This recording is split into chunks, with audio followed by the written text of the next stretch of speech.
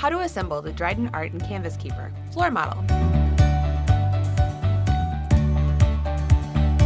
Step 1. Lay out the base C flat on the table with the upright back A standing up straight and secure 2 of the H bolts.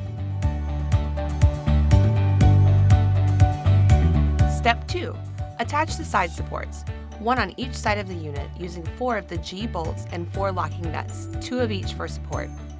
You can use the small wrench provided to hold the nuts in place as you tighten with the included hex or Allen wrench. Insert the 4 wheels or casters, E, through the bottom of the base C and secure with the 4 closed-in nuts.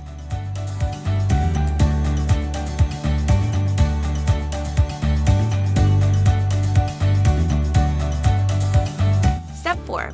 Take the handle upright, B, and line it up on the outside of the upright back, A, and secure using 4 J bolts and 4 locking nuts.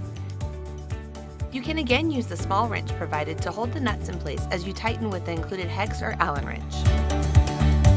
Step 5. Attach the handle B1 to the top of the handle upright, B, using 2 of the H bolts.